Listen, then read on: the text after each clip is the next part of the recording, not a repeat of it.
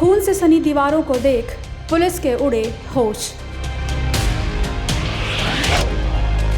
कत्ल की कहानी ने मचा दी सनसनी। पुलिस के सामने मास्टरमाइंड का कबूलनामा।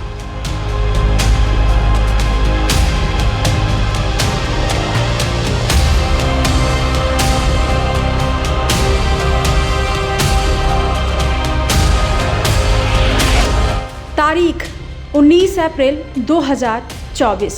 जगह कर्नाटक। पैसे और प्रॉपर्टी का ऐसा लालच कि घर का चिराग ही बन गया अपनों का हत्यारा। अपने ही घर में हैवानियत का ऐसा खेल खेला कि दीवारें और फर्श खून से लाल हो गई। 4 लोगों की मौत का ये नज़ारा देख पुलिस वालों का भी दिल दहल उठा। फौरन पुलिस ने केस दर्ज किया और इस हत्याकांड को अंजाम देने वाले मास्टरमाइंड सहित 8 लोगों को गिरफ्तार कर लिया है।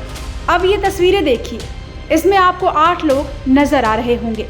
काले कपड़ों में पहले नंबर पर जिसकी तस्वीर आप देख रहे हैं, ये वही मास्टरमाइंड बेटा है जिसने संपत्ति के लालच में अपने ही परिवार वालों को मारने की खौफनाक प्लानिंग की और 4 लोगों को मौत के घाट उतार दिया।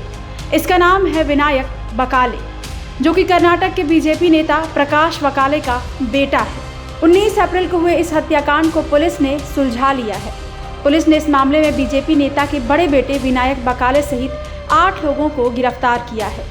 विनायक ने ही अपने पिता प्रकाश, मां सुनंदा और भाई कार्तिक को जान से मारने के लिए कातिलों की फौज खड़ी की और उन्हें 65 लाख रुपए सुपारी दी। बताया जा रहा है कि परिवार में संपत्ति को लेकर विवाद चल रहा था।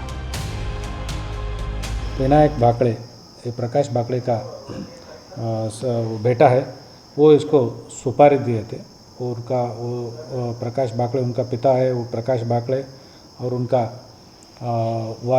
वाइफ सुनंदा बाकड़े और उसका बेटा था कार्तिक, ये तीनों को मर्डर करने के लिए सुपारी दिया।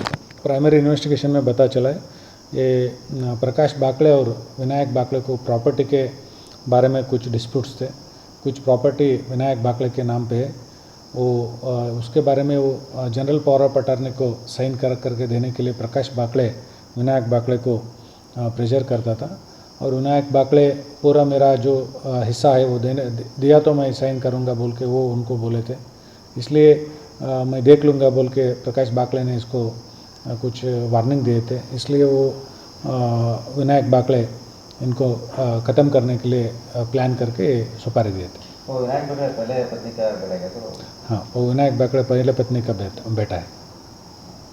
वो टारगेट कौन था सर? टारगेट विनायक बाकड़े और उनका वाइफ सुनंदा बाकड़े और कार्तिक बाकड़े, ये 3 लोग जो मरे परशुराम और उनका बीवी और उनका बेटी, वो अनएक्सपेक्टेड गेस्ट थे।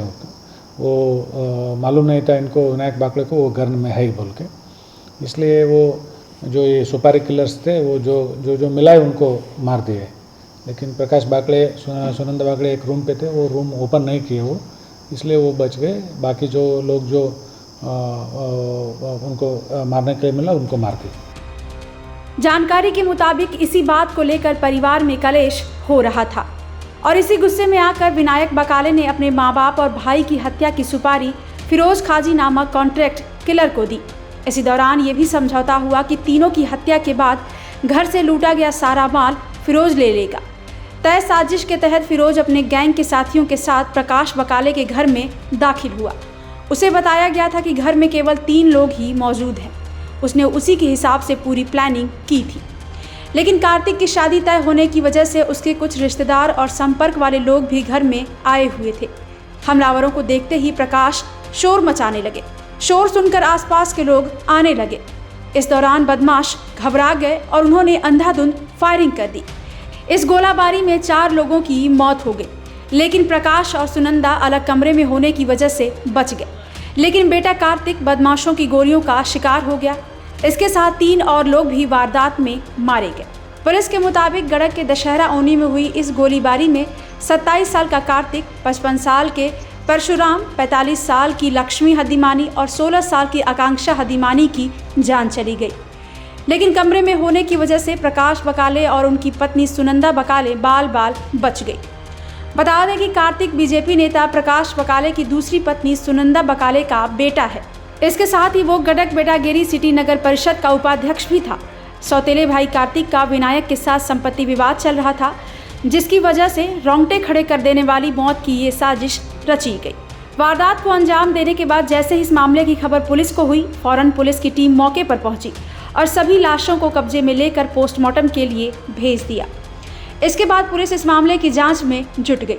पुलिस ने जांच के दौरान पाया कि घर में गहने, कीमती सामान और नकदी सुरक्षित हैं। इसके बाद पुलिस को शक हुआ कि इस वारदात के पीछे का मकसद डकैती नहीं बल्कि कुछ और था। इसके बाद पूरे मामले की गहनता से जांच की गई तो पुलिस को संपत्ति विवाद के बारे में पता चला। इसके बाद पुलिस ने विनायक बकाले से कड़ाई से पूछताछ की तो उसने पूरे मामले का खुलासा कर दिया। पुलिस ने बताया कि 35 साल का विनायक प्रकाश बकाले, 29 साल के फिरोज खाजी, 24 साल के जिशान खाजी सहित बाकी के सारे आरोपी जिनकी उम्र 19 से 23 साल के बीच है, सबको महाराष्ट्र के सांगली से गिरफ्तार कर लिया गया है। फिलहाल पुलिस ने हत्या की इस गुत्थी को सुलझा लिया है और आरोपियों ने अपना गुनाह भी कबूल कर लिया है, लेकिन इस वारदात ने पारिवारिक रिश्ते को कटघरे में खड़ा कर दिया है।